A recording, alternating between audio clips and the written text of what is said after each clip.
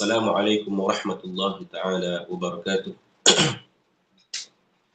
Bismillah walhamdulillah wa sallallahu wa sallam ala Rasulillah. Udzakirukum wa udzakiru nafsi bi ikhlasin niyyati lillahi taala. Maka sama-sama kita ikhlaskan niat kita kerana Allah Subhanahu wa taala.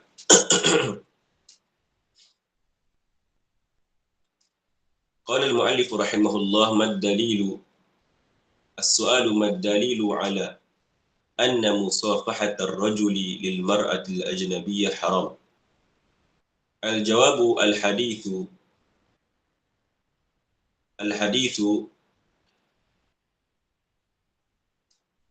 لأن يطعن أحدكم بحديدة في رأسه خير له من أن يمس امرأة لا تحل له. رواه الدارقطني فقال عليه الصلاة والسلام وزن اليد البطش. رواه البخاري. Maka ahlan wa sahlan wa marhaban bikum kepada semua muslimin dan muslimat. Kita masih lagi dalam membahaskan daurah kitab Aqidah Al-Muslimin dan kita masih lagi belum selesai pada membahaskannya. InsyaAllah kita cuba hari ini sebanyak mungkin yang kita boleh baca. Tafaddal, man yaqra' al-yawm? Khaifan ma'ana? Nah, Ustaz. Tafaddal. Soalan, apakah dalil yang menunjukkan bahawa bersalaman di antara lelaki dan perempuan yang ajnabi itu haram? Jadi soalan yang ke-31 ini adalah apakah dalil yang menunjukkan haram untuk seorang lelaki bersalaman, bersentuhan kulit dengan seorang wanita yang mahramiyah bagi dia, yang boleh dikahwini. Jadi apakah dalil? Yang itu haram dengan ijma' sepakat empat mazhab dan khilaf bahawa ia haram. Walaupun ada yang mengatakan halal, namun itu tidak benar. Dan kita mahu sebut dalil sekarang yang menunjukkan ia haram. Kerana ada sebahagian daripada fahaman yang sesat, yang menyeleweng, mereka mendakwa bahawasanya boleh untuk seorang lelaki menyentuh tangan seorang wanita ajnabiyah. Ini sebagaimana yang didakwa oleh fahaman Hizbut Tahrir. Hizbut Tahrir, mereka mendakwa boleh kalau seorang lelaki sentuh bersalaman dengan tangan perempuan, sentuh kulit dengan kulit yang ni. Mereka cakap boleh. Ini waliyazubillahi ta'ala batil. Maka apakah dalilnya? Tafadhal ya Khaifan.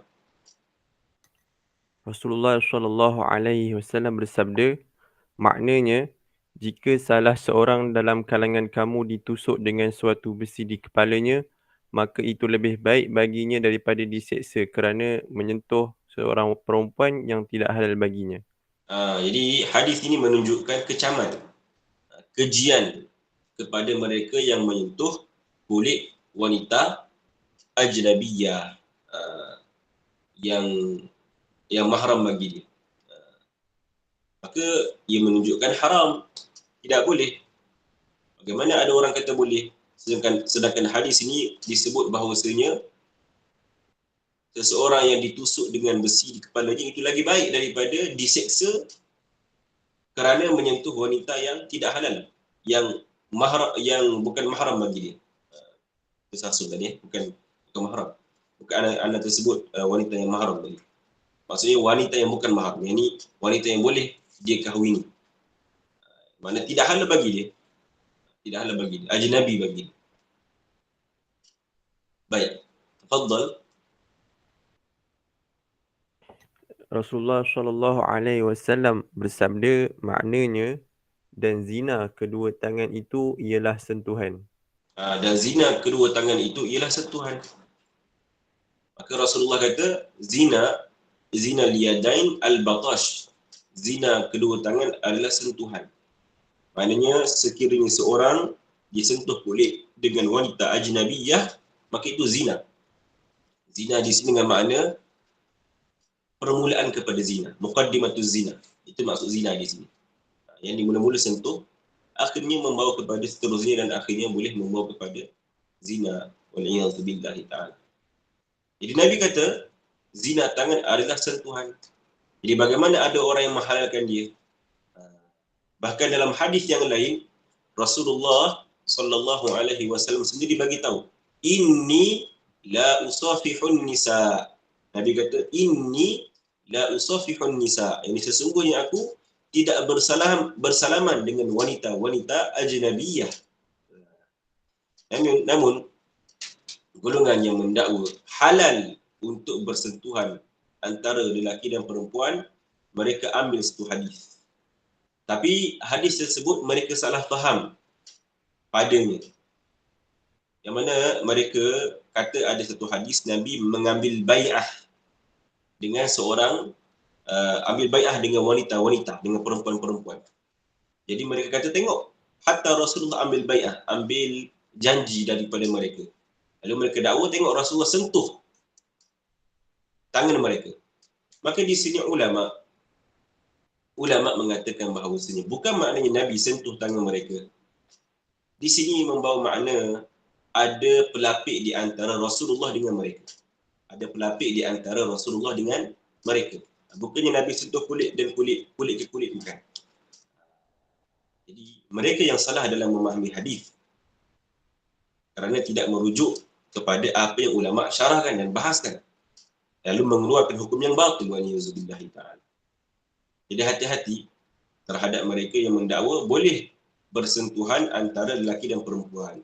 Dan di sana ada sebahagian mereka yang mendakwa daripada tariqah. Ada setengah orang yang dia dakwa, dia bawa tarikat.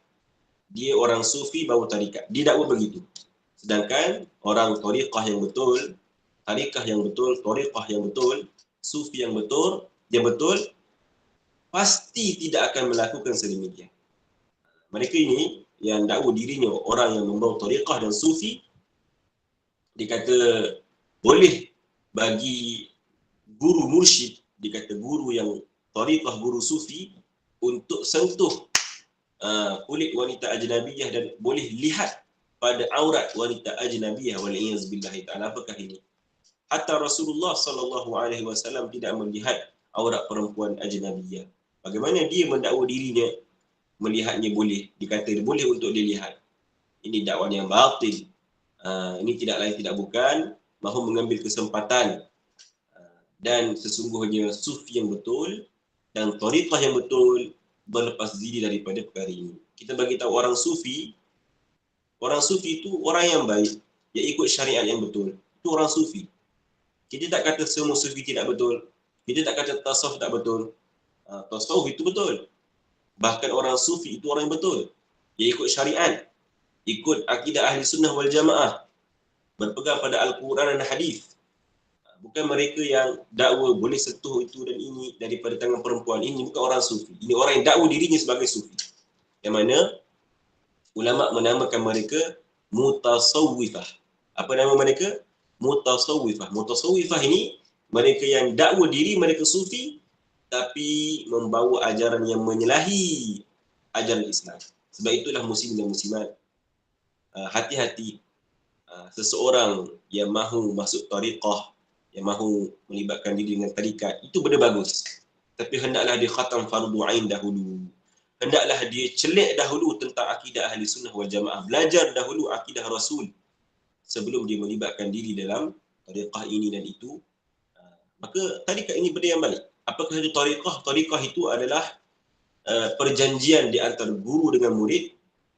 Murid dijanji dengan guru untuk melazimi satu-satu wirid, satu-satu zikir. Itu tariqah. Itu tarikat. Dan ia benda yang bid'ah yang baik. Al-bid'atul hasanah. Kita dah belajar dah dalam kitab Akidah Al-Muslimin tentang bid'ah yang baik. Dan daripada bid'ah yang baik adalah tariqah. Tarikat. Juga ia daripada bid'ah yang baik. Kerana zaman Nabi tak ada. Antara yang mula-mula buat adalah, antara yang mula-mula susun tariqah adalah Al-Imam Ahmad Ar-Rifa'i. Al-Imam Ahmad Ar-Rifa'i Al-Kabir. Dia daripada awliya, wali Allah Subhanahu wa ta'ala dia. Dan dia daripada wali yang tinggi darjatnya, orang soleh. Akidahnya akidah ahli sunnah wal jamaah. Jadi tariqah ini benda yang baru. Tetapi tidaklah tariqah itu membawa orang kepada menyalahi agama. Tidak. itu bukan tariqah yang betul. Kalau dia kata dia bawa tarikat, tapi dia bawa fahaman yang menyeleweng, ini kita panggil mutasawwifah. Walaupun dia pakai serban yang besar, walaupun dia pakai jubah yang besar, walaupun dia pakai tasbih yang panjang, itu bukan dalil kebenaran. Ingat, bukan semata-mata baju, jubah, serban, tasbih itu adalah dalil kepada kebenaran. Dalil yang menunjukkan seseorang itu benar adalah apa yang dikatakan. Sekiranya dia sebut perkara yang berselari dengan syarak, maka kita ikut, kita kata dia betul. Walaupun dia bukan orang tariqah, walaupun dia tak pakai jubah yang besar dan serban yang besar, janggut dia tak panjang, tapi dia sebut benda betul, maka dia ahli sunnah wal jamaah. Kalau orang tu dia pakai jubah yang besar, serban yang besar, tasbih panjang yang banyak, 1000 biji ada disimpan, tapi disebut benda yang menyalahi syarak, maka orang ini bukan ahli sunnah wal jamaah. Dia menyebut perkara yang menyalahi akidah Rasul, ini bukan ahli sunnah wal jamaah. Walaupun keterampilan dia seolah-olah dia ikut Rasulullah. Jangan tertipu. Jangan tertipu dah daya. Sebab itu penting seseorang itu ada ilmu. Kerana dengan ilmu, seseorang dapat membezakan di antara al-haq dan juga al-batil. Yang mana betul, yang mana batil. Naam, kita sambung lagi.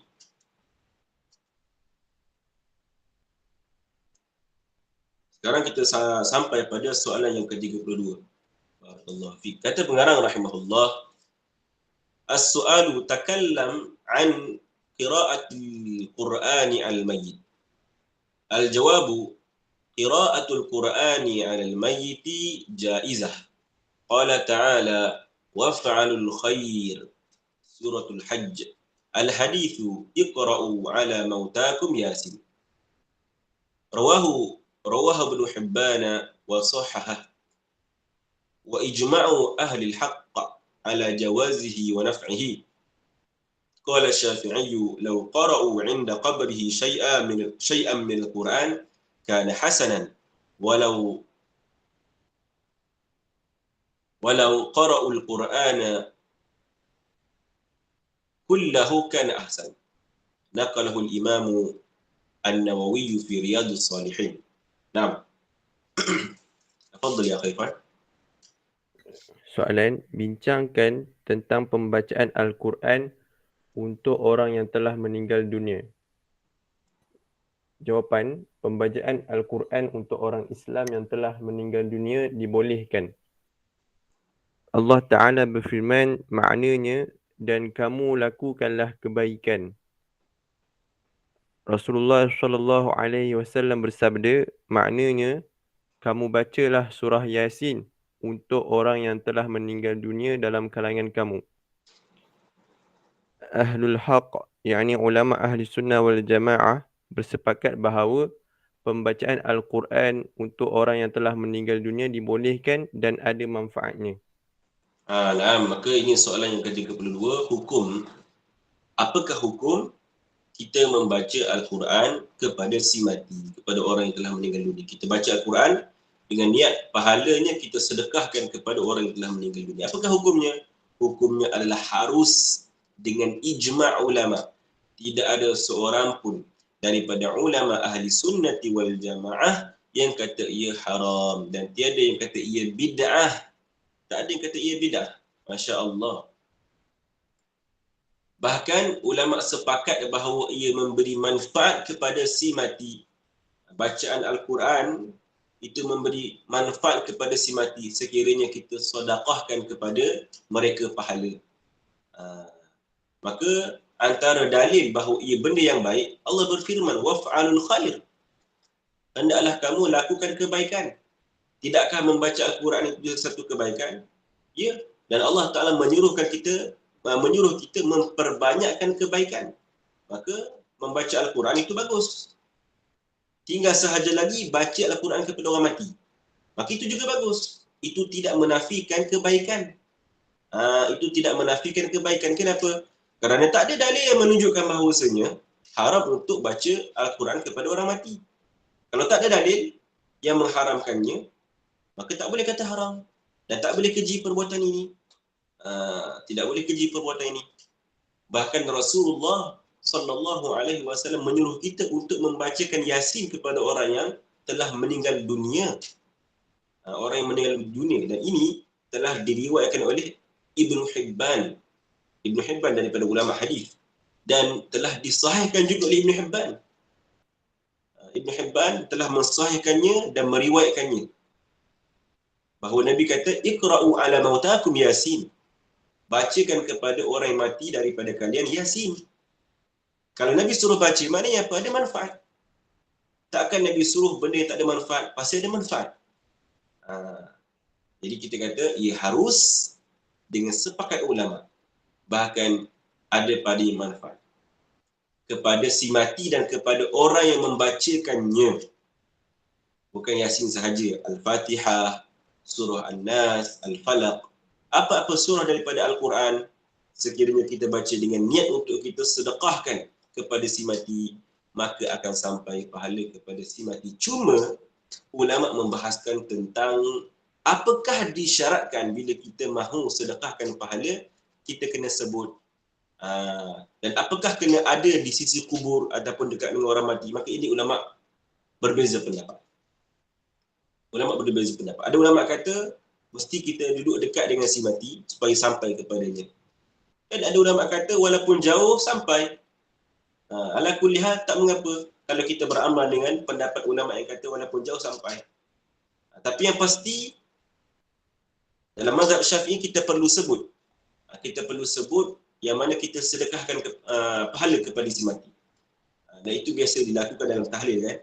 Biasa kita sebut Allahumma awsil thawaba ma qara'nahu min la ilaha illallah wa min al-Quran. Ya Allah, sampaikanlah pahala apa yang telah kami bacakan daripada tahlil la ilaha illallah dan daripada Al-Quran. Wa mastaghfarnah, dan apa yang kami baca daripada istighfar. Wa ma hallalnah, apa yang telah kami baca daripada tahlil, dan sebagainya. Jadi hatta kalau kita buka buku Yasin dan buku tahlil, ada lafaz ini, Allahumma awsil thawaba ma qara'na ila akhiri. Ya Allah, sampaikanlah pahala apa yang kami baca kepada si mati. Sebab ulama kata dalam mazhab Syafi'i, untuk sampai pahala kepada si mati kita kena sebut agar disampaikan pahala. Tak cukup sekadar niat, baca niat sahaja tak cukup. Okay. Itu yang ulama bahaskan. Tapi apakah ada manfaat? Ya, ada manfaat. Ulama tak berselisih pada perkara tersebut. Kecuali mereka yang Wahabi yang kata tak ada manfaat. Mereka kata tidak boleh, haram dan sekian dan sekian. Ini tidak benar. Tak ada dalil yang menunjukkan ini haram. Bahkan ada dalil yang menunjukkan Nabi suruh. Masya Allah, maknanya ia boleh. Naam, tafadhal ya Khaifan, iqra'. Al-Imam Asy-Syafi'i berkata, maknanya jika mereka membaca suatu daripada Al-Quran di sisi kubur seorang Muslim, maka ia suatu perkara yang baik. Jika mereka membaca seluruh Al-Quran, maka itu lebih baik. Dinukilkan oleh Al-Imam An-Nawawi dalam kitabnya Riyadhus Shalihin. Maka Al-Imam Syafi'i kata kalau manusia membacakan kepada si mati di sisi kubur Muslim, sebab orang Muslim yang dapat manfaat, orang kafir tak ada manfaat dah bagi dia. Orang kafir kalau mati, tak ada manfaat bagi dia. Tak ada pahala bagi dia, tak boleh sedekahkan pahala untuk dia. Sebab memang tak ada rahmat bagi dia dalam kubur. Jadi disebut kepada seorang Muslim. Maka kata Al-Imam Syafi'i, sekiranya dibacakan di sisi kuburan orang Islam sesuatu daripada Al-Quran, maka ini perkara baik. Al-Imam Asy-Syafi'i, Muhammad Ibn Idris, imam mazhab kita kata ini benda baik. Bagaimana ada orang kata ini benda yang buruk? Siapa lagi alim? Dia ke Al-Imam Syafi'i. Bahkan Al-Imam Syafi'i kata walau qara'ul Qur'ana kullahu kana ahsan. Dan sekiranya seseorang itu dia baca keseluruhan Al-Quran untuk si mati, maka ini lagi bagus. Masya-Allah. Maka di manakah dalil yang menunjukkan ini haram? Tak ada. Tak ada. Maka kata-kata Al-Imam Asy-Syafi'i ini telah dinukilkan oleh Al-Imam An-Nawawi, Al-Hafiz An-Nawawi dalam kitabnya Riyadhus Shalihin. Masya-Allah. Baik, kita sambung lagi.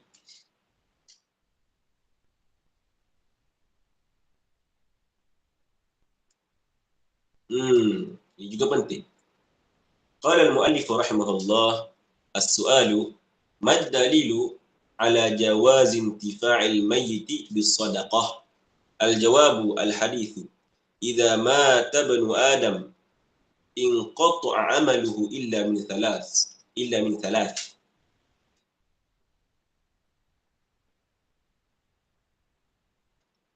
Inqata'a 'amaluhu illa min thalath.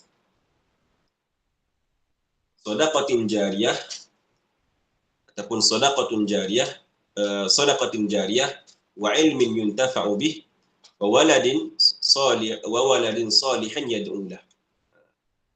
Rawahu Muslim. Ma'nahu anna hadha mimma yantafi'u bihi al-muslimu mimma yakunu huwa sababan fihi. وكذلك قوله تعالى وأن ليس للإنسان إلا ما سعى أي ما يكون من فعله من الخير انتفع به وما من إحسان غيره إليه ولم يكن من فعله انتفع به بفضل الله عليه وذلك كصلاة الجنازة ليست من فعل الميت وينتفع بها وكدعاء الرسول غيره ليس من فعل هذا الغير وينتفع به كقوله في دعائه لابن عباس اللهم علمه الحكمة وتأويل الكتاب رواه البخاري. تفضل يا خلفان. Soalan, apakah dalil yang menunjukkan bahawa orang yang telah meninggal dunia boleh mendapat manfaat dengan sedekah? Rasulullah SAW bersabda, maknanya apabila seseorang anak Adam meninggal dunia, maka amal perbuatannya yang dapat terus mengalirkan pahala untuknya terputus kecuali 3 perkara, iaitu sedekah jariah, ilmu yang bermanfaat dan anak soleh yang mendoakan untuknya. Maka soalan ini penting tentang dalil dan juga apakah sedekah, bukan sedekah sahaja, amalan yang lain daripada orang yang hidup, apakah boleh memberi manfaat kepada orang mati? Ini persoalan dia. Apakah kebaikan yang dibuat oleh orang yang hidup di dunia, jika diniatkan pahalanya kepada orang yang mati, yang muslim, apakah itu memberi manfaat kepada si mati? Maka ya, jawapannya ya. Baginda sallallahu alaihi wasallam kata, idza mata ibnu adam inqata'a 'amaluhu illa min thalath. Apabila matinya anak Adam tersebut, maka terputus amalannya melainkan 3. Sadaqatin jariyah. Sedekah jariah, ini sedekah yang mengalir pahala dia. Contohnya dia bina masjid dengan duit dia. Lalu orang solat di situ, maka masya-Allah pahala mengalir. Wa ilmin yuntafa'u bih, dan ilmu yang bermanfaat ketika dia hidup, dia ajarkan ilmu kepada manusia. Ilmu ahli sunnah wal jamaah, dia ajarkan fardu ain masya-Allah kepada manusia, itu mengalir ilmu. Apatah lagi kalau orang yang belajar daripada dia ajar kepada orang lain pula, masya-Allah. Wa waladin salihin, dan juga anak yang soleh yad'ulah, yang mendoakan dia. Maka dalam hadis ini Nabi SAW kata, apabila orang itu mati, terputus amalan dia melainkan 3 perkara. Jadi yang terputus amalannya siapa? Orang mati. Maknanya dia sendiri ketika dia mati, dia sudah tidak boleh buat amalan. Dia sendiri sudah terputus amalan, dengan makna dia sendiri tak boleh buat amalan sekarang ketika dia mati. Adapun orang lain yang masih hidup boleh jadi buat amalan dan mengalirkan pahala untuk dia. Kerana yang terputus adalah amalan dia, bukan amalan orang yang hidup. Yang terputus disebut dalam hadis kecuali 3. Yang terputus itu kecuali 3 adalah amalan dia, bukan amalan orang lain. Jadi boleh jadi orang lain yang hidup mengalirkan pahala untuk dia. Jadi hadis ini bukan dalil menunjukkan bahawasanya amalan orang yang hidup tidak memberi manfaat kepada orang mati. Sebab ada setengah orang dia kata tengok ini dalil. Dia ambil hadis ini, dia kata ini dalil bahawasanya orang mati tak dapat manfaat. Dia kata sebab orang mati amalan dia terputus. Kita kata amalan dia yang terputus kecuali 3 tadi. Amalan dia. Adapun orang yang hidup tidak terputus. Jadi bila orang hidup amalan dia tak terputus, boleh jadi dialihkan pahala kepada orang mati. Dan tak ada dalil yang menunjukkan bahawasanya amalan orang hidup itu tersekat sampai kepada orang mati. Tak ada dalil. Hadis ini tunjuk bahawasanya orang mati itu amalan dia terputus. Dia sekarang tak boleh buat amalan, itu maknanya kat sini. Kecuali 3 sahaja yang akan beri dia pahala. Iaitu doa anak orang yang soleh, itu beri manfaat untuk dia. Anak dia soleh, doakan dia, beristighfar untuk dia, dan juga ilmunya yang ketika di dunia diajar orang lain, dan juga sedekahnya. Jadi hadis ini bukan dalil menunjukkan bahawasanya amalan orang hidup tidak boleh sampai kepada sini. Nah, baca lagi ya Khalifan.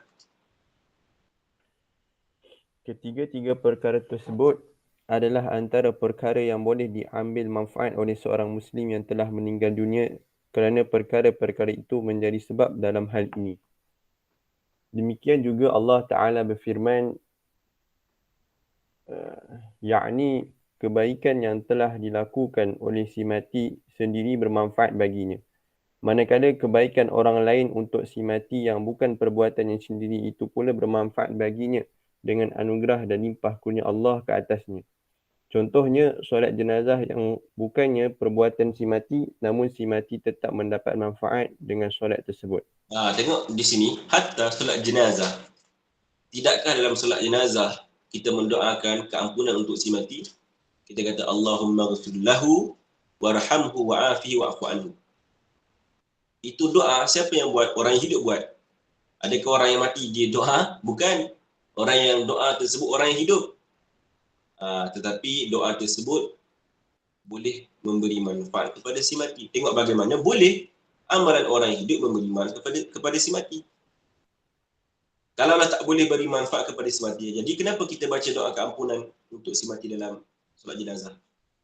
Kerana boleh beri manfaatlah kita doa. Kita tahu akan sampai manfaat ini, kita doa. Allahumma ghfir lahu warhamhu wa'afihi wa'fu anhu. Solat jenazah itu dalamnya ada doa keampunan untuk si mati, dan itu memberi manfaat. Jadi ini contoh amalan yang boleh memberi manfaat kepada si mati yang dibuat oleh orang yang hidup. Ada contoh lagi seperti apa? Seperti dilakukan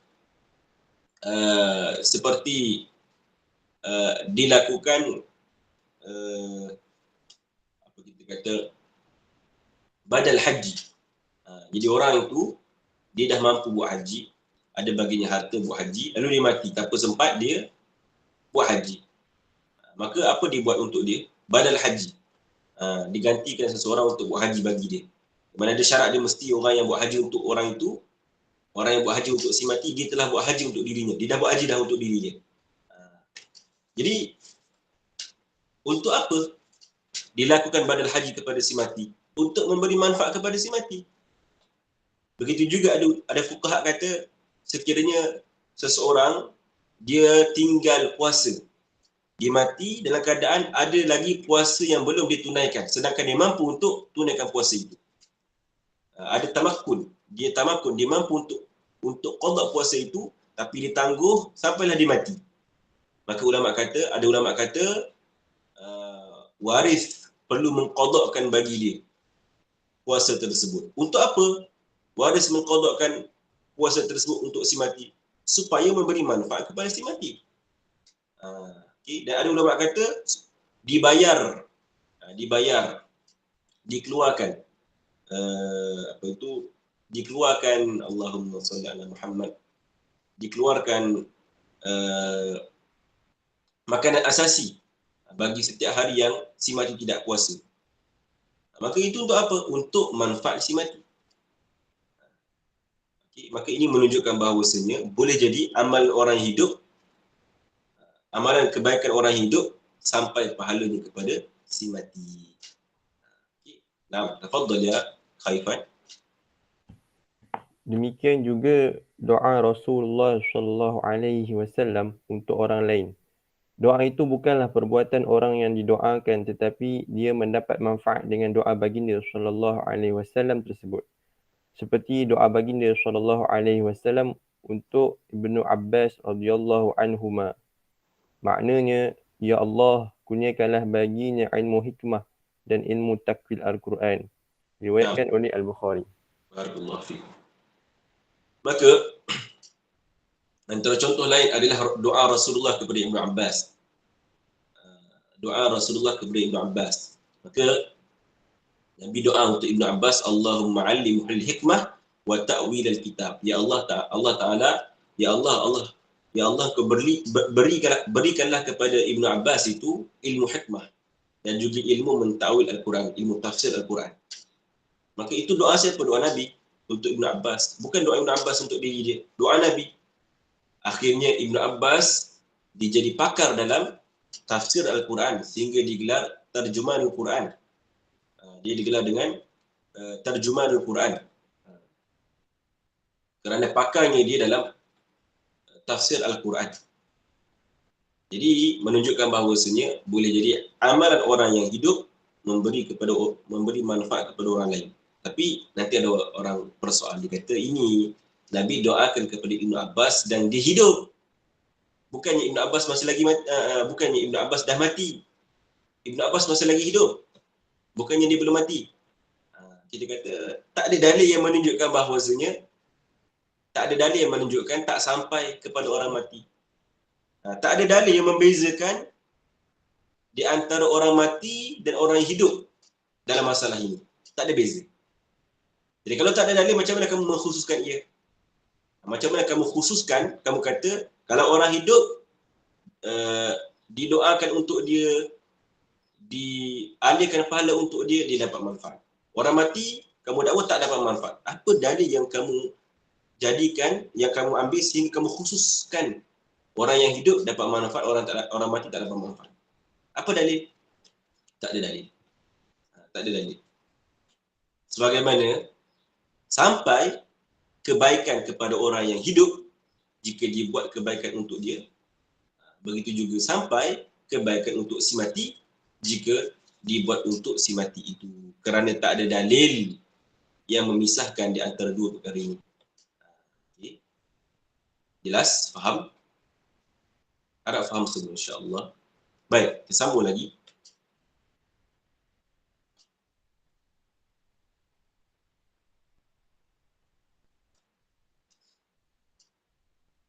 Nah, soalan yang ke-34 kata pengarang.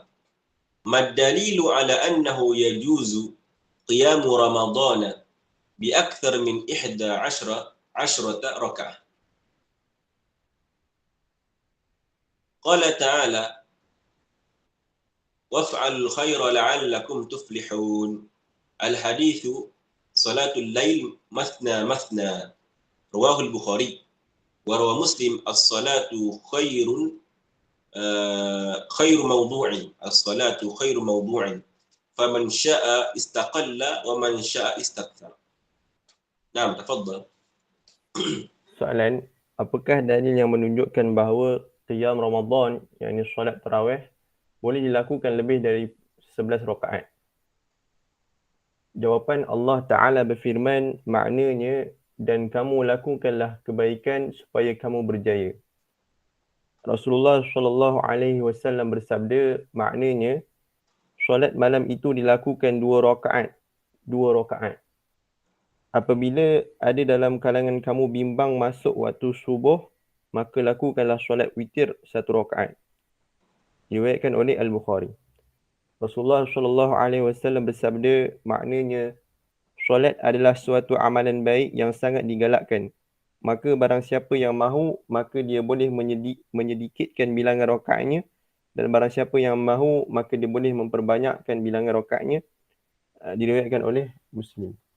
Nah, maka ini membahaskan tentang dalil dibolehkan, apakah dalil supaya dibolehkan dilakukan solat malam pada Ramadan, pada malam Ramadan itu lebih daripada 11 rakaat. Apakah dalil yang menunjukkan bahawasanya boleh untuk dilakukan solat qiyam Ramadan, solat qiyam Ramadan, solat untuk mendirikan Ramadan lebih daripada 11 rakaat. Dalilnya ada banyak. Antaranya ayat yang umum. Ayat yang umum Allah berfirman, "Waf'alul khaira la'allakum tuflihun." Yani hendaklah kalian lakukan kebaikan, moga-moga kalian berjaya. Supaya kalian berjaya. Jadi ayat ini umum.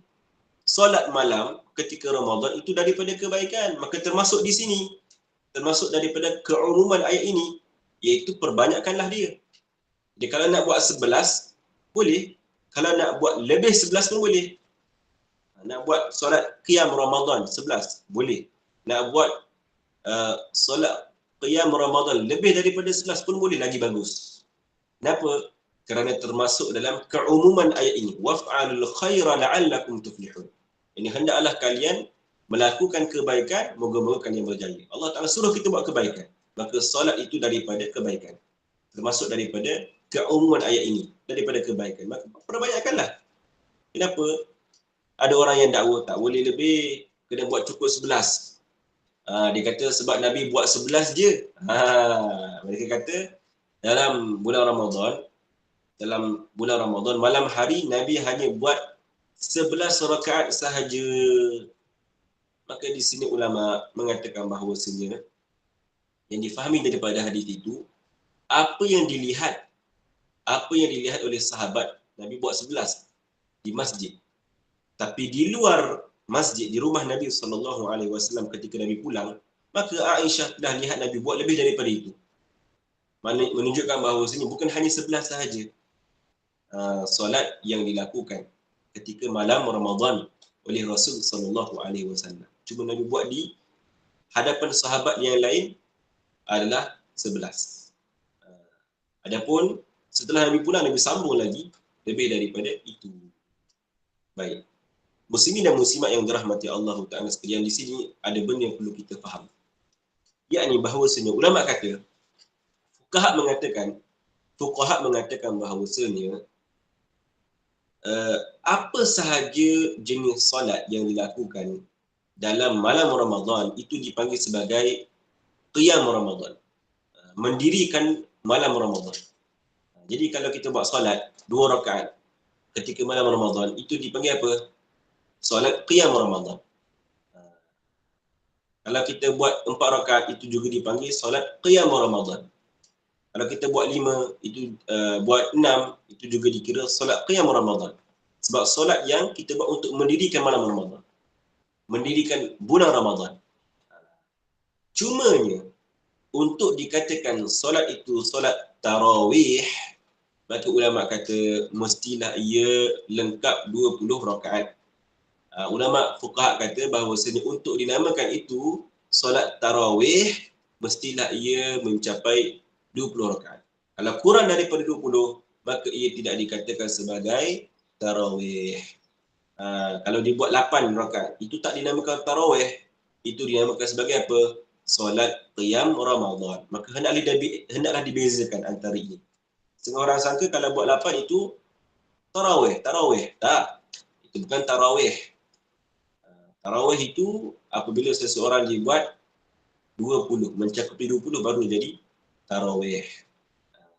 Baru jadi tarawih.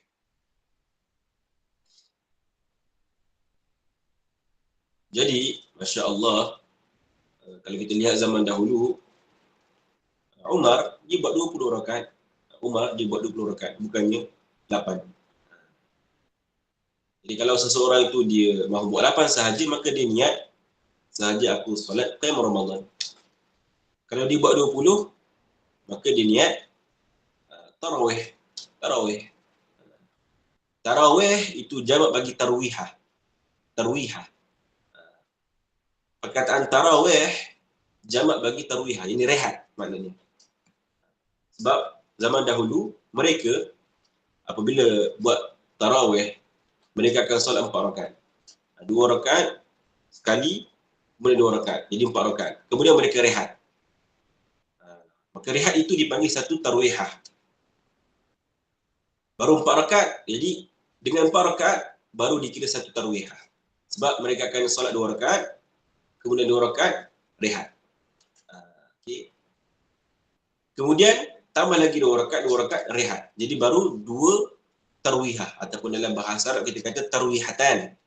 Jadi kalau 8 rakaat, kita tak kata tarawih, kita kata tarwihatan. Maka pada bahasa tak sah untuk dikatakan 8 rakaat itu tarawih.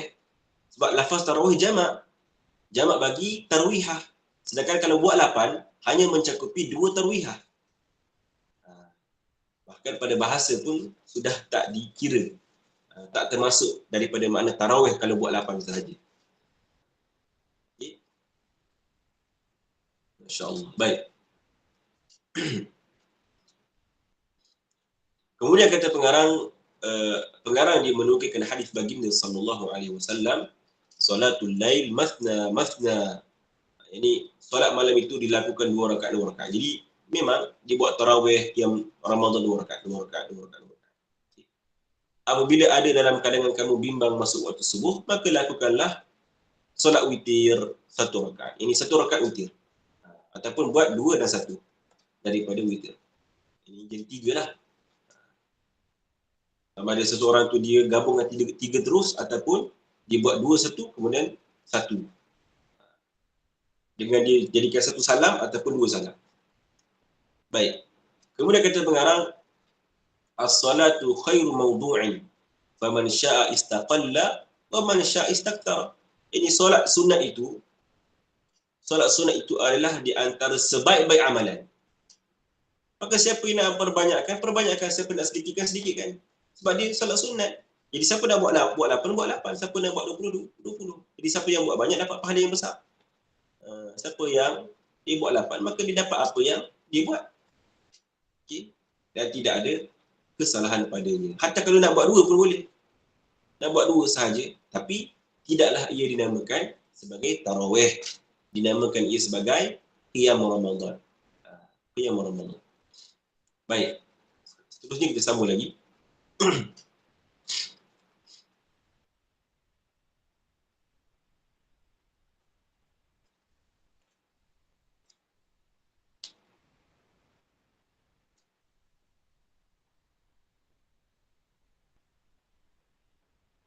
Nah. Kata pengarang mad dalilu ala jawaz isti'malid duf. Mad dalilu ala jawazi isti'malid duf. Jadi soalan ini yang ke-35 tentang dalil keharusan bermain kompang. Sebab ada setengah orang dia kata tak boleh main kompang, dia kata sekian. Boleh main kompang, masya-Allah. Hatta Rasulullah lihat orang main kompang dan Nabi tak melarangnya. Maka ia perkara yang baik. Maka apakah dalilnya? Bahawa inna mar'atan qalat lir rasul. Bahawasanya ada seorang wanita dia datang kepada Rasul, dia kata kepada Nabi. Dia kata inni nadartu in raddakallahu saliman an adriba biduf baina yadaik. Dia kata sesungguhnya aku telah bernazar sekiranya Allah Ta'ala jadikan engkau pulang dalam keadaan sejahtera daripada peperangan, maka aku akan memukul kompang di hadapan engkau, wahai Rasulullah. Dinazar begitu.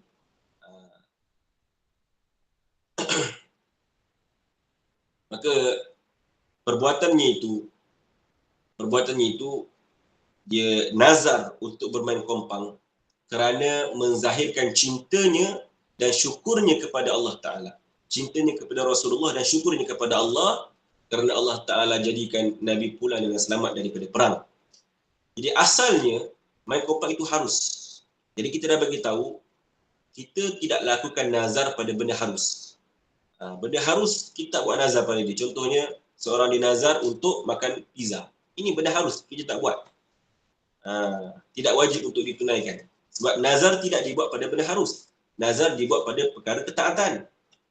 Jadi main kompang ini harus pada asalnya.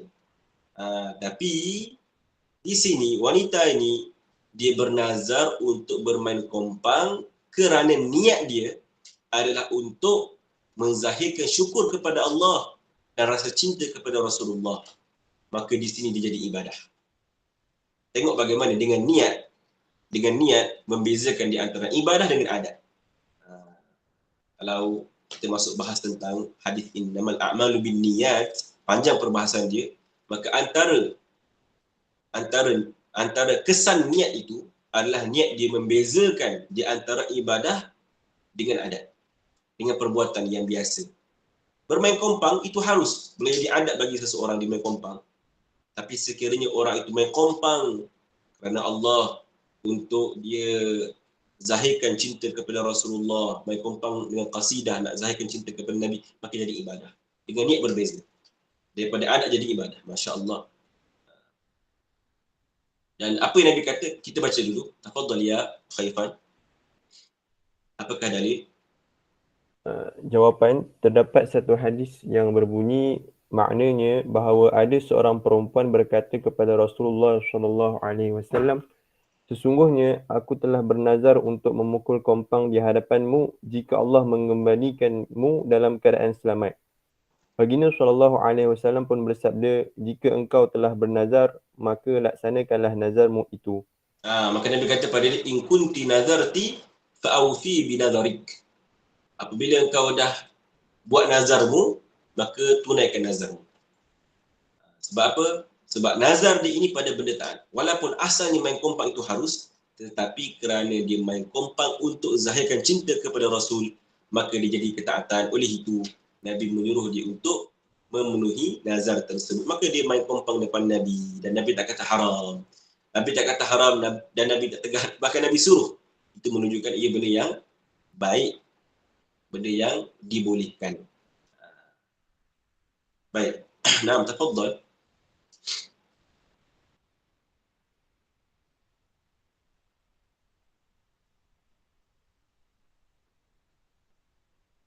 Sampai sini ke? Kitab. Masya Allah. Ada lagi sambungan dia? Yang ke-36.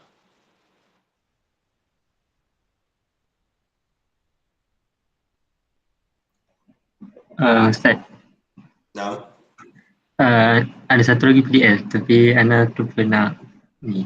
Sekejap. Aku nak download. boleh ke sambung? Sebab anda pun pakai yang ni juga. Pakai. Boleh sekejap Ustaz. Kita tunggu sekejap. Maaf ya.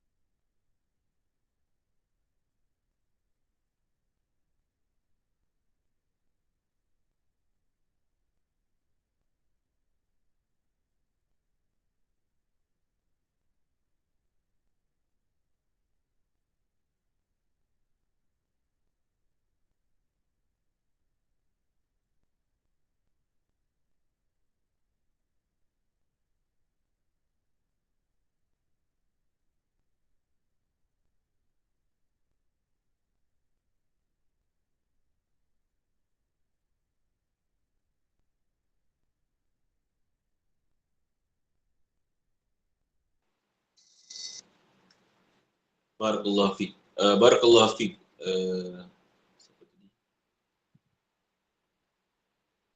Syamim, barakallahu fiik. Kita pakai yang ada bahasa Arab. Barakallahu fiik. Ala kulli hal. Jazakillah khairan katsira. Cuba kita akan rujuk yang ada bahasa Arab supaya kita ambil matan dia, talaqi matan yang bahasa Arab. Kata pengarang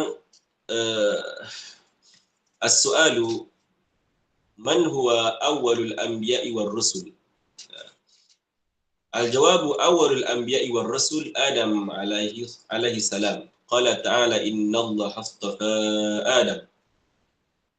Al-hadithu Adamu faman siwahu minal anbiya tahta liwa'i yawmal qiyamah.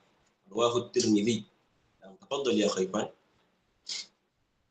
Soalan, siapakah Nabi dan Rasul yang pertama? Jawapan, Nabi dan Rasul yang pertama ialah Adam alaihi salam.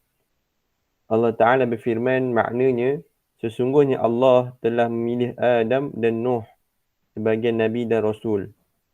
Rasulullah SAW bersabda, maknanya, Adam dan selainnya dari kalangan para Nabi berada di bawah panjiku pada hari kiamat. Jadi soalan ini tentang dalil yang menunjukkan bahawasanya dalil yang menunjukkan bahawa Adam adalah Nabi yang pertama. Siapa Nabi pertama dan dalil tentangnya. Siapakah Nabi pertama? Tanpa ragu-ragu lagi, dengan yakin kita kata adalah Adam alaihissalam. Nabi yang pertama, Rasul yang pertama dan manusia pertama, dan dia adalah bapa segala manusia. Abul Bashar adalah Adam alaihissalam, tanpa khilaf di antara ulama. Tak ada khilaf dalam masalah ini. Adam Nabi pertama, Rasul pertama, manusia pertama. Abul Bashar, bapa segala manusia. Adam alaihissalam. Dan Adam bukanlah dia daripada kera, bukanlah dia daripada beruk, bukan. Adam bukan daripada beruk, waliyazubillahi ta'ala, sebagaimana yang didakwa oleh orang-orang, sebahagian orang barat. Bukan semua orang barat yang kata bahawasanya manusia daripada beruk. Tidak. Bahkan kita sendiri pernah dengar ada daripada saintis yang tolak perkara ini. Tapi sebahagian daripada mereka, ia ambil daripada teori yang dikatakan Darwinism, Charles Darwin itu, yang mereka dakwa bahawa asalnya manusia itu daripada beruk, lalu berevolusi jadilah manusia.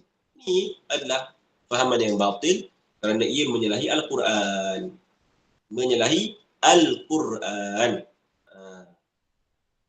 Adam bukan daripada kera, manusia bukan daripada kera. Tidak ada dalam sejarah yang mengatakan manusia beruk telah jadi kera pada hari, tak ada.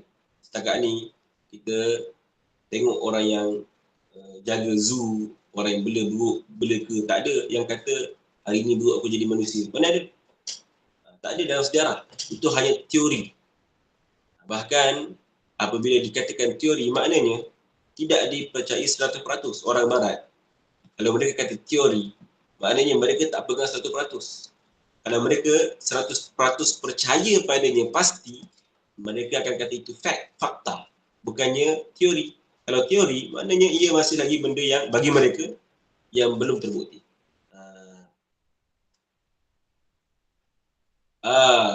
Ya, ulama kata siapa yang menafikan Adam itu Nabi boleh batal iman dia. Kerana kenabian Adam itu perkara yang ma'lum minad din bid darurah. Perkara yang diketahui daripada agama,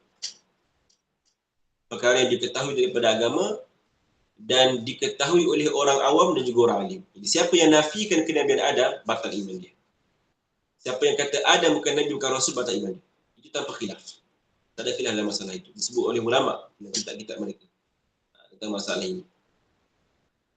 Sebab ada Nabi yang diperselisihkan kenabian dia. Contohnya siapa? Khadir alaihissalam diperselisihkan kenabian dia. Ada ulama kata dia Nabi dan ada ulama kata dia bukan Nabi. Pendapat yang jumhur dan rajih dia Nabi. Dan ulama sufi kata dia masih lagi hidup. Khadir alaihissalam. Allah Maha berkuasa jadikan dia hidup sampai ke sekarang. Dan ramai ulama yang jumpa dia daripada orang soleh sampai ke hari ini. Itu nabi yang diperselisihkan akan kenabian ini. Tapi ada nabi yang diijma'kan kenabian. Adam, Musa, Nabi Muhammad sallallahu alaihi wasallam, Isa dan selain daripada mereka diijma'kan atas kenabian. Jadi siapa yang menafikan salah seorang rasul yang telah disepakati akan kenabiannya, maka ulama kata batal iman dia. Seperti yang menafikan kenabian Adam alaihi salatu wassalam. Ada tak orang yang nafikan kenabian Adam? Ada. Itu pengasas Wahabi sendiri, iaitu Muhammad Ibn Abdul Wahab. Dia menafikan kenabian Adam dan ada beberapa pengikut dia juga yang ikut dalam masalah ini. Tak semua, ada sebahagian ikut. Tak semua, ada sebahagian ikut. Yang mereka dakwa Adam bukan nabi. Ada yang kata Adam ni orang soleh sahaja. Ada yang kata Adam ni orang soleh sahaja. Waliyazbillahi ta'ala. Sedangkan ada dalil yang banyak tentang kenabian Adam. Antaranya Allah berfirman, Innallaha astafa Adam. Ini sesungguhnya Allah Ta'ala telah memilih Adam sebagai nabi. Kalau kita sambung ayat dia, Innallaha astafa Adam wa Nuha. Sesungguhnya Allah Ta'ala telah memilih Adam dan Nuh. Nuh Allah pilih jadi apa? Nabi. Maka sebagaimana Allah pilih Nuh jadi nabi, begitu juga dengan Adam. Kerana ayat ini dalam satu konteks. Sesungguhnya Allah memilih Adam dan Nuh dalam satu konteks. Jadi pemilihan di sini untuk jadi nabi. Pemilihan jadi nabi. Sebagaimana dipilihnya Nuh jadi nabi, maka begitu juga Adam.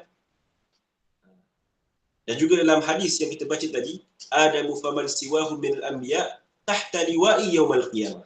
Adam dan selainnya daripada Nabi berada di bawah panji, kata Nabi, panjiku pada hari kiamat. Jadi ini menunjukkan Adam Nabi. Nabi kata Adam dan Nabi yang lain. Mana Adam itu Nabi? Dia Nabi dan Rasul. Ada bagian syariat yang sendiri. Dia ada syariat dia. Yang mana berbeza dengan syariat kita. Antara syariat yang ada pada Nabi Adam adalah disebut dalam Al-Quran kan. Tentang anak dia, Qabil dan Habil, diperintahkan untuk buat kurban. Kan? Disebut dalam Al-Quran, apa tu? Fatuqubbila min ahadihima wa lam yutaqabbal min al-akhar. Fatuqubbila min ahadihima. Diterima salah seorang daripada mereka korban mereka. Iaitu korban Habil diterima. Dulu buat korban, lalu mereka letakkan di tempat yang tinggi korban binatang. Binatang. Di siapa yang korbannya diterima, akan ada api, akan ada kilat menyambar dan membakar korban tersebut. Maka siapakah yang diterima korbannya? Habil. Disebut dalam Quran, fatuqubbila min ahadihima. Diterima salah seorang daripada mereka korban dia. Walam yutaqabbal min al-akhar. Dan tidak diterima daripada seorang lagi. Ini adalah syariat. Sebab apa? Sebab dalam syariat kita tak ada buat macam ni. Jadi itu syariat Nabi Adam AS. Dengan syariat dia lah dibuat benda itu. Jadi menunjukkan dia adalah Rasul. Sebab Rasul, dia diwahyukan dengan syariat yang baru. Kalau Rasul ini, dia diwahyukan dengan apa? Dengan syariat yang baharu. Itu Rasul. Adapun Nabi, dia diwahyukan. Tetapi bukan dengan syariat yang baru. Tetapi dengan syariat Rasul yang datang sebelum dia. Dan kita dah syarah dah beza antara Nabi dan Rasul dalam kitab. Dalam perbahasan kitab Aqidatul Muslimin. Baik. Namun di sana ada satu hadis. Ada satu hadis yang disebut bahawasanya lafaz hadis itu disebut Nuh awwalur Rasul. Disebut Nuh awwalur Rasul. Tapi hadis itu bukan bermakna Nuh adalah Rasul yang paling awal secara mutlak dan sebelum Nuh bukan Nabi. Bukan. Ada hadis yang berbunyi Nuh awwalur Rasul. Nuh awwalur Rasul. Tapi bukan makna hadis itu Nuh adalah Rasul yang paling awal dan sebelum dia tak ada Rasul. Bukan. Itu bukan makna hadis. Ulama kata seperti mana disebut oleh Ibnu Hajar Al-Asqalani, makna hadis itu adalah awwaliyah nisbiyah. Maknanya Nuh adalah seawal-awal Nabi jika dinisbahkan dengan Nabi yang diutuskan kepada orang kafir, maka dialah seawal-awal Nabi. Kata Ibnu Hajar, awaliyah kat situ adalah awaliyah nisbiyah. Penyebutan awal kat situ bukan secara mutlak, tapi awal secara nisbah. Yani kalau kita nisbahkan di antara nabi-nabi yang diutuskan kepada orang kafir, maka Nuh lah yang paling awal. Tapi bukan secara mutlak, bukan maknanya tak ada nabi langsung sebelum Nuh. Dah ada, Adam dah ada. Ada Adam, ada Syith, ada Idris sebelum Nabi Nuh. Jadi siapa yang kata Nuh Rasul yang pertama dan Nabi yang pertama, maka dia telah mendustakan kenabian Adam dan dustakan kenabian Syith dan dia telah dustakan kenabian Idris alaihi salatu wasallam. Ini batil waliyazbillah. Okay. Jadi itu makna hadis tadi. Contohlah, saya nak bagi mudah faham. Kalau saya kata hari ni, dikatakan contoh, dikatakan hari ni orang yang mula-mula masuk kelas adalah Abu. Kalau saya kata contoh, hari ni orang yang mula-mula masuk kelas adalah Abu. Jadi Abu adalah orang terawal masuk kelas kalau nisbah hari ini. Okay. Bukannya secara mutlak, bukannya semenjak dibinanya kelas itu dialah mula-mula masuk, bukan. Ada dah orang masuk sebelum dia. Cumanya kalau kita nisbahkan hari ini, maka Abu lah yang paling awal. Maka sama pada hadis tadi, dipanggil awalih nisbiyah. Kalau nisbah, kalau kita nisbahkan Nabi yang mula-mula diutuskan kepada orang kafir, maka Nuh lah mula-mula sekali. Tapi bukan maknanya secara mutlak, kerana Nabi yang awal secara mutlak adalah Adam. Okay. Faham ke? Harap semua faham insya-Allah. Mudah je nak faham. Baik. Tafadhal, seterusnya kita sambung lagi.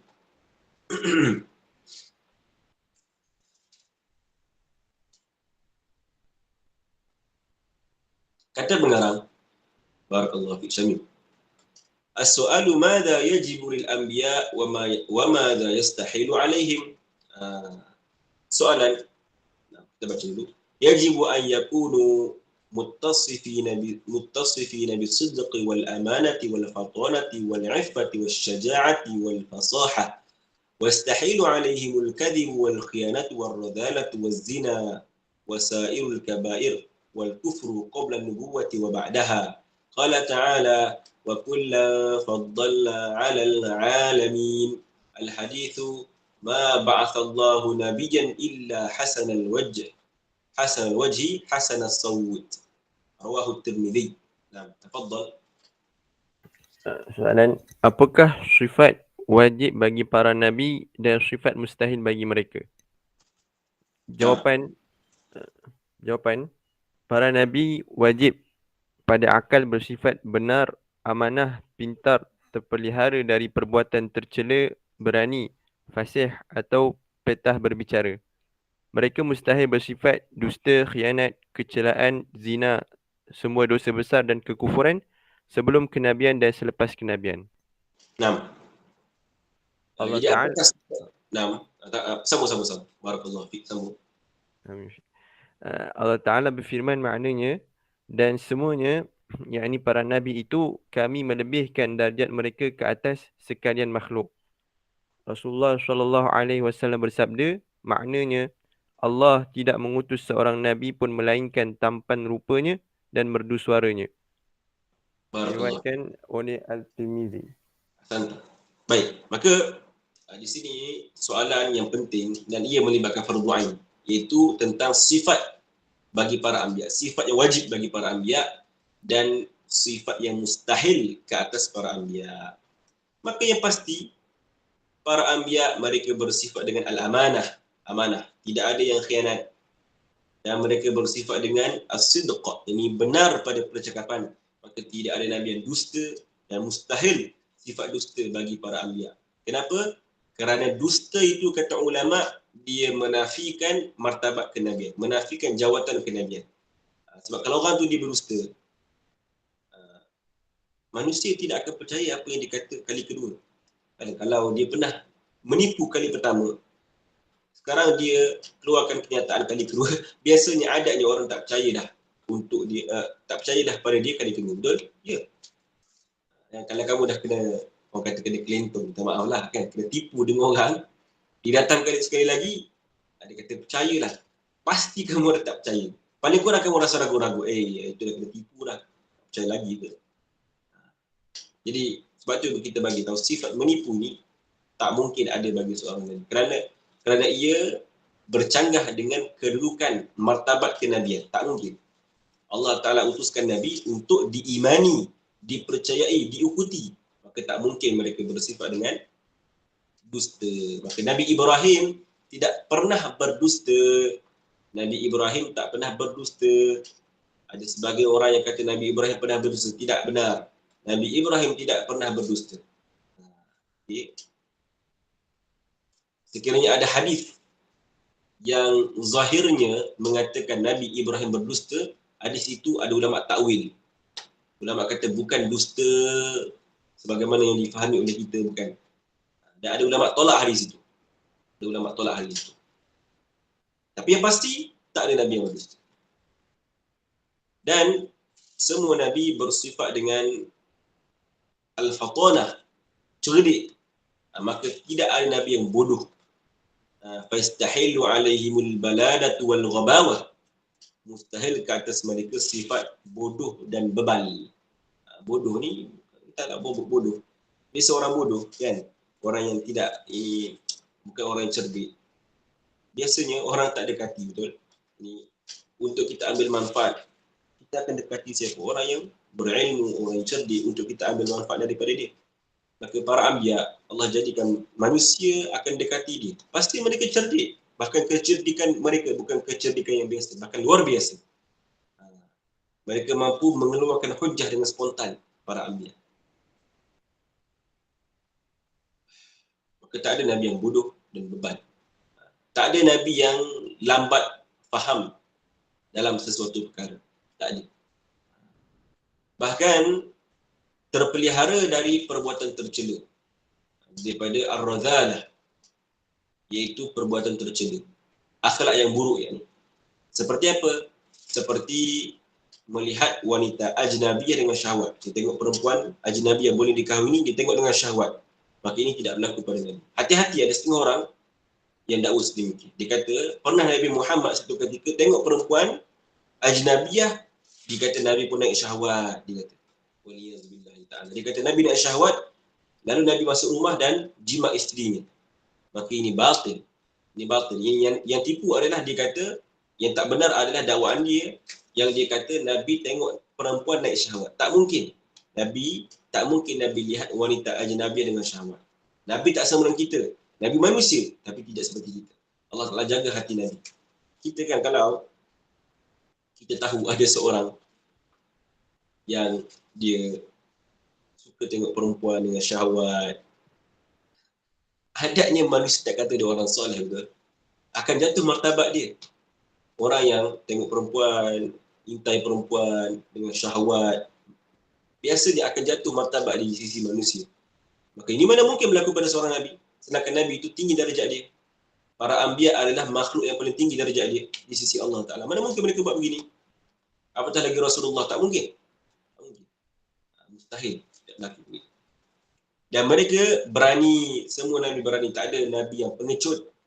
Maka hijrahnya baginda SAW daripada Madinah ke daripada Makkah ke Madinah, maka bukan kerana pengecut, bahkan kerana Nabi berani. Hijrahnya Nabi itu kerana Allah perintahkan untuk Nabi buat hijrah, maka Nabi buat hijrah. Bukan kerana Nabi pengecut. Dan fasih, maka tak ada Nabi yang gagap dalam bercakap. Ini tak ada Nabi yang gagap sehingga tak difahami, gagap yang teruk, tak ada. Tak ada Nabi yang gagap yang teruk dalam percakapan dia, yang memberi kesan pada percakapan dia, tak ada. Okey.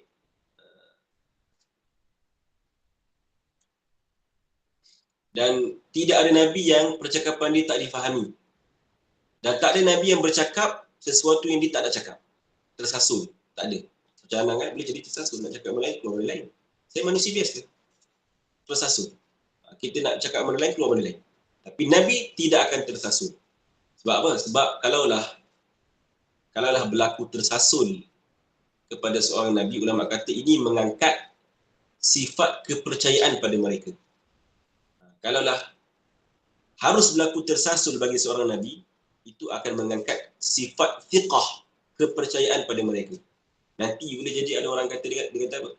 Dia kata hadis Nabi ni aku tak pasti.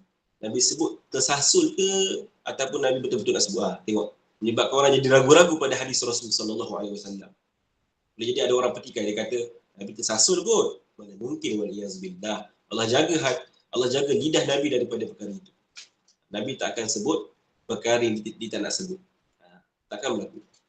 Bahkan tidak ada syaitan pun yang boleh guna lidah Nabi untuk berkata-kata.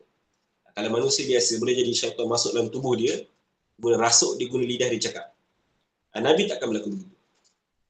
Nabi, syaitan tak boleh nak masuk dan memberi kesan pada pada akal Nabi dan pada lidah Nabi tak boleh. Tak boleh. Tak mungkin berlaku. Okey, tak mungkin berlaku. Kemudian Nabi petah berbicara fasih. Maka mustahil bersifat dusta, khianat, cela, zina. Tidak ada Nabi yang berzina. Okay. Semua dosa besar, maka tak ada Nabi yang buat dosa besar. Dan kekufuran sebelum kenabian dan selepas kenabian. Nah, tafadhal. Kita dah baca habis dah, Khaifan? Dah baca, Ustaz? Nah, okay. Dan Allah berfirman, wa kullan faddalna 'alal 'alamin. Yani Allah Taala telah memuliakan para anbiya ke atas makhluk yang lain.